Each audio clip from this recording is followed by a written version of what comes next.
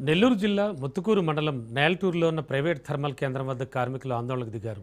గత 11 ఏళ్లుగా పనిచేస్తున్నప్పటికీ మహిళా అవకాశాల కోసం భార్యను వేధించినట్లు ఆరోపణలున్న పాస్టర్ భాగవతం ఒక్కొక్కటిగా వెలుగు చూస్తోంది. పార్టీ పేరిట విరాళాల సేకరణ కోసం పాడేరు ఏజెన్సీలో పాదయాత్ర చేస్తున్న దర్శన్ 2 రోజుల క్రితం తనకు తానే ప్లాన్ చేసుకుని తనపై కొంతమంది గుర్తు తెలియని వ్యక్తులు దాడికి పాల్పడ్డారంటూ ఒక కథలేశాడు. అమాయకి గిరిజనను నమ్మేశారు.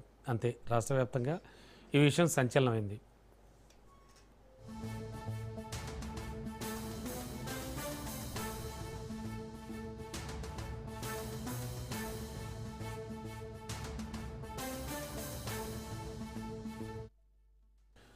చింతపల్లి ఆసుపత్రిలో చికిత్స తీసుకుని విశాఖ కేజీహెచ్కు తరలించగా అప్పటికే సోషల్ మీడియాలో దర్శన్పై దాడి అంటూ ప్రచారం చకచకా పాకింది.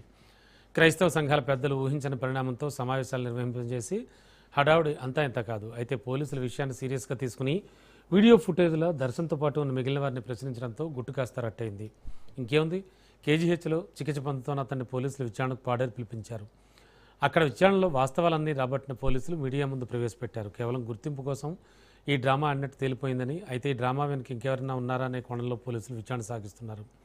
ప్రస్తుతానికి చింతపల్లి ఘటన కథతో పాటు దర్శకత్వం, స్క్రీన్ ప్లే అన్నీ దర్శనం తేలిపోయింది. అయితే కడప లింకులు, రాజకీయ కుట్రకోణం పైన పోలీసులు ఆరా తీస్తున్నట్లు సమాచారం. తనపై తానే దాడి చేయించుకుని డ్రామా ఆడి లేనిపోని రచ్చకు తెరలేపిన పాస్టర్ అభినయ్ డ్రామా ఎపిసోడ్ వెనుకున్న కుట్రను ఛేదించే క్రమంలో చాలా విషయాలు వెలుగులోకి వస్తున్నాయి. దర్యాప్తులో భాగంగా పాస్టర్ అభినయ్ భాగవతాలు తవ్వుతున్న కొద్దీ బయటపడుతున్నాయని పోలీసులు చెబుతున్నారు. అభినయ్ దర్శన్ బ్యాక్గ్రౌండ్ చూస్తే గతంలో వివిధ పోలీస్ స్టేషన్లలో నమోదైన కేసులు, విలాసాల చిట్టా బయటకు వస్తున్నాయి.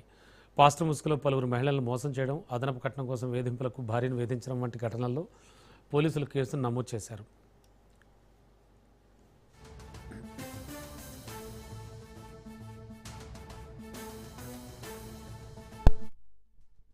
బిఫోర్ 5 days బిఫోర్ ఒక యూట్యూబ్ ఛానల్లో ఒక పోస్ట్ పెట్టుకుంటున్నారు. అతను ఆ పోస్ట్లో చెప్తున్నారు, అతనికి ఒక నంబర్ నుండి థ్రెడ్ కాల్స్ వస్తున్నాయి.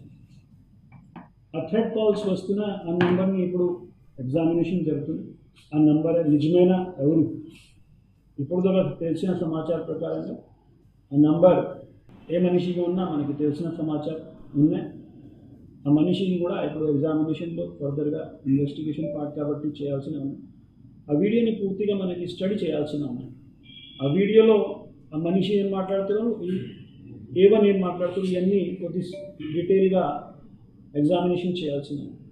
గాంజాయి కన్జంప్షన్ సంబంధించి ఆ డ్రగ్స్ టెస్టింగ్ గురించి మనకి డిస్పోజబుల్ కిట్స్ వచ్చిన అది టెస్టింగ్ చేయడం జరిగింది. బట్ ఇప్పుడు వాళ్ళు హాస్పిటల్ నుండి డిశ్చార్జ్ అయ్యాయి కాబట్టి నెగటివ్ టెస్ట్ వచ్చిన. ఈ యాంగిల్లో అతనికి ఏమైనా ఇన్వాల్వ్మెంట్ ఉండొచ్చు, అతనికి గాంజాయి ప్యాడ్లర్స్ ఏమైనా ఉండొచ్చు, అది కూడా మన ఎగ్జామినేషన్లో తీసుకుంటాం. భార్య ఉండగానే వివాహేతర సంబంధాలు ఉన్నట్లు తెలుస్తోంది. కడపలోని ప్రకాష్ నగర్కు చెందిన అభినయ్ దర్శన్కు 2011లో వివాహం జరిగింది. 50,000 కట్నం, 15 తులాల బంగారం కట్నంగా తీసుకున్నాడు. అభినయ్ భార్యకి యూనియన్ బ్యాంకులో క్యాషియర్గా ఉద్యోగం రావడంతో హైదరాబాద్కు మణికొండకు బదిలీ అయ్యాడు. ఆ సమయంలో అభినయ్ దర్శన్ తనకు సినిమాల్లో అవకాశాలు వస్తాయంటూ భార్యను తీవ్రంగా ఒత్తిడి చేసి ఆమె పేరుతో భారీగా అప్పులు తీసుకున్నట్ట. ఆ డబ్బును భార్య అనుమతి లేకుండా హైదరాబాద్లో తన వ్యక్తిగత విలాసాల కోసం విచ్చలవిడిగా ఖర్చు చేస్తూ భార్యను అప్పుల ఊబిలోకి నెట్టాడనే ప్రచారం జరిగింది.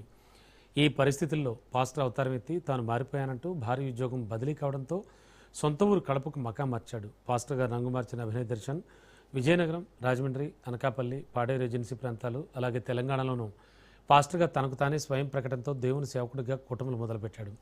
విజయనగరంలో ఓ యువతతో వివాహేతర సంబంధం పెట్టుకుని 2021లో ఓ మహిళతో సంబంధం పెట్టుకుని రహస్యంగా పెళ్లి చేసుకున్నాడు. ఈ విషయాలన్నీ తెలిసిన మొదటి భార్య దర్శన్ భాగవతం బయటపెట్టడంతో మొదటి భార్య తన గుట్టు రట్టు చేసిందని తెలుసుకున్న అభినయ్ దర్శన్ విజయనగరం యువత తల్లిదండ్రులను ఫోన్లు చేసి చంపేస్తానంటూ బెదిరింపులకు దిగాడు. ఇక లాభం లేదనుకుని చివరస్త్రంగా రాజకీయ పార్టీ పాదయాత్ర పేరిట హడావుడి మొదలుపెట్టాడు.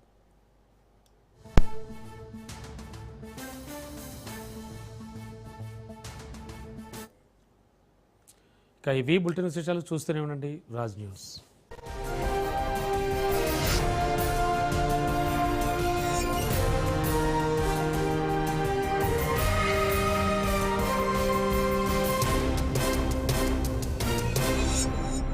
ఈ బులెటిన్ను మీకు